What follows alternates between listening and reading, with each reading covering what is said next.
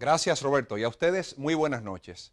Con la renuncia ayer del presidente de Bolivia, Evo Morales, y su asilo político en México confirmado hoy, se inaugura un capítulo de inestabilidad política y de anomia institucional que solo nos queda rogar no contagie al resto de una ya convulsa América Latina. Aunque para desgracia nuestra, la historia muestre que en nuestro continente los fenómenos sociopolíticos de esa naturaleza suceden en olas y terminan por tocarnos a todos.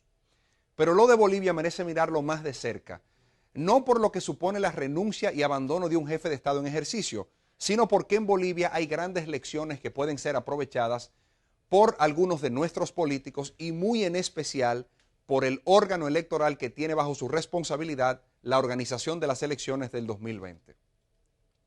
Evo Morales, imbatible en las urnas desde el año 2005, no tuvo el más mínimo temor de preguntarle al pueblo boliviano vía referéndum en el año 2016 si estaban estos de acuerdo con que el presidente indígena se pudiese repostular por una cuarta vez consecutiva.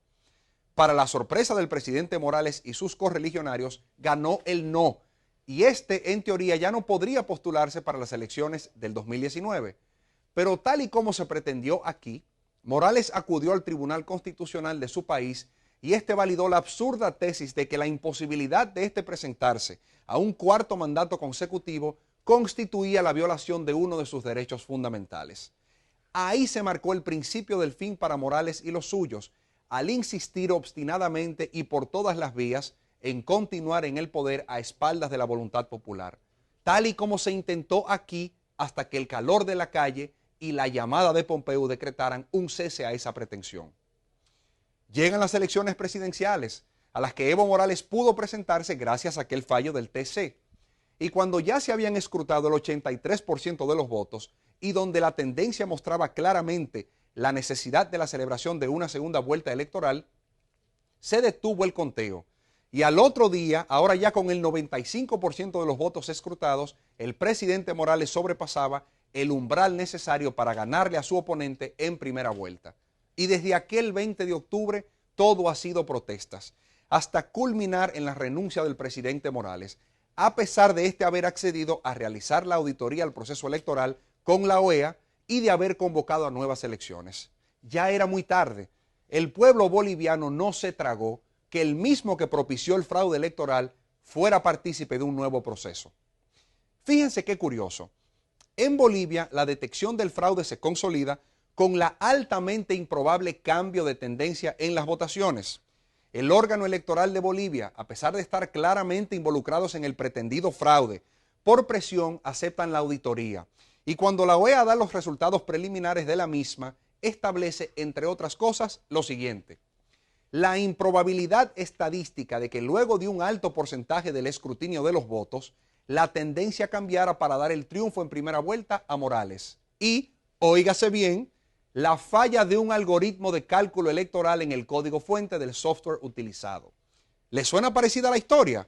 Claro que sí. Es justamente lo que se ha estado alegando desde el 6 de octubre que ocurrió en las primarias del PLD, pero algo a lo que la Junta Central Electoral se resiste a investigar con seriedad, contratando sin licitación, sin invitar a las partes interesadas, sin considerar los términos de referencia que instituciones como IDEA y el IFES prescriben para auditorías del voto automatizado y otorgando tan delicado ejercicio de investigación técnica a una empresa local sin ninguna experiencia para ello.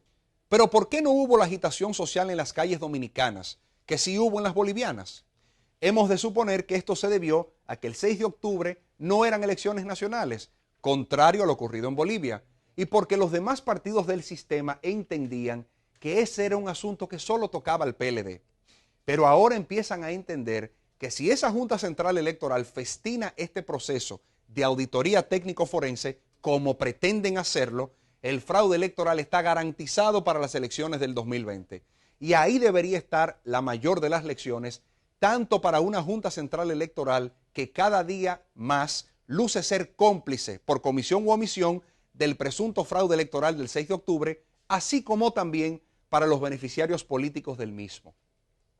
En América Latina, las revueltas callejeras y la violencia están a la orden del día. No jueguen con eso.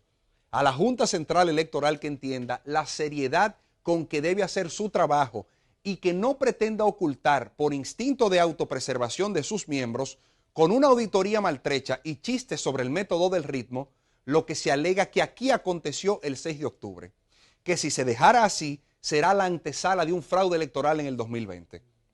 Y a los actores políticos que tiran de los hilos del títere, que se vean en el espejo de Bolivia y entiendan lo que puede ocurrir cuando se pretende desconocer la voluntad popular de un pueblo que ha manifestado una firme determinación. Soy Ricardo Pérez Fernández, gracias por su sintonía y espero sus comentarios. Muy buenas noches.